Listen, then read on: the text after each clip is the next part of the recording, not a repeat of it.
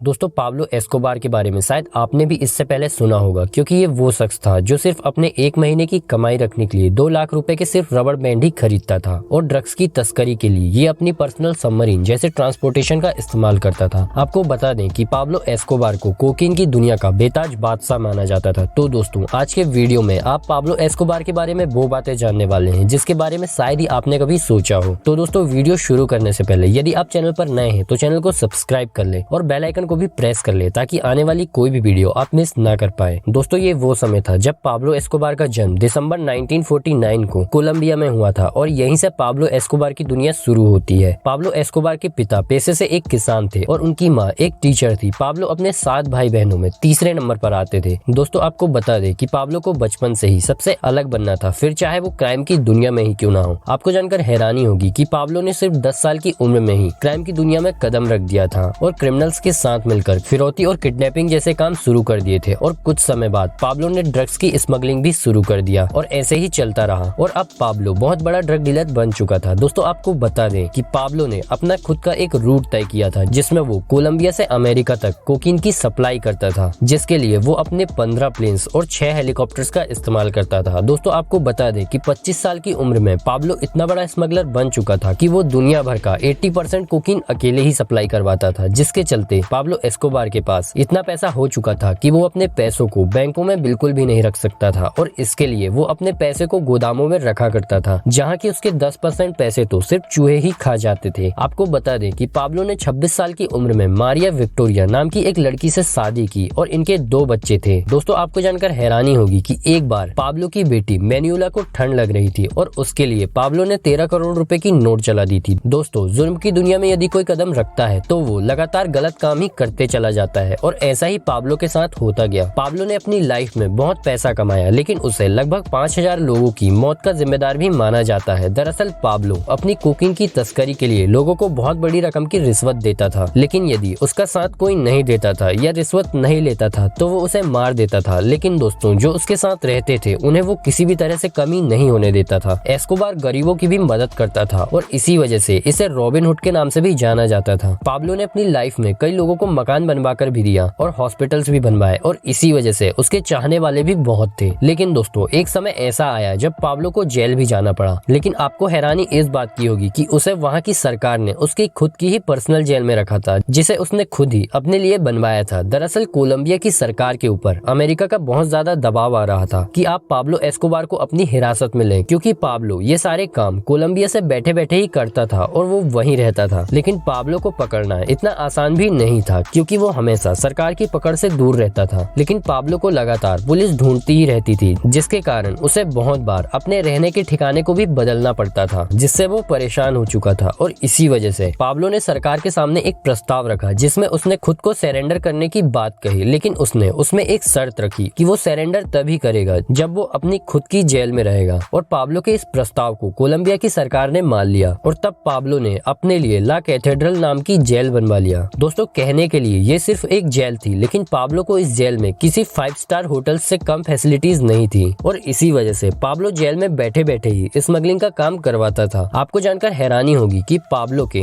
800 से भी ज्यादा मकान थे और वो ड्रग्स की सप्लाई के लिए प्लेन्स, जहाज और सबमरीन जैसे ट्रांसपोर्टेशन का इस्तेमाल करता था। लेकिन दोस्तों पाब्लो का काम बंद तो नहीं हुआ था और इसी वजह से कोलंबिया के ऊपर फिर से अमेरिका का बहुत ज्यादा दबाव आ रहा था और अब कोलंबिया की सरकार ने भी पाब्लो का एनकाउंटर करने का डिसाइड कर लिया था। लेकिन पाब्लो को इस बात की खबर लग चुकी थी कि अब उसके साथ वहाँ की सरकार भी नहीं है और इसी वजह से पाब्लो अपनी खुद की बनाई जेल से भी फरार हो चुका था। और फिर कोलंबिया सरकार ने सिर्फ पाब्लो को पकड़ने के लिए एक टीम बनाई जो कि लगातार 1 साल तक पाब्लो को ढूंढती रही और उसके बर्थडे के दूसरे दिन यानी कि 2 दिसंबर 1993 को उसे आखिरकार पकड़ लिया और उस दिन पाब्लो का एनकाउंटर हो गया। तो दोस्तों आज के वीडियो में बस इतना ही। वीडियो पसंद आई तो वीडियो को लाइक और चैनल को सब्सक्राइब जरूर कर लें।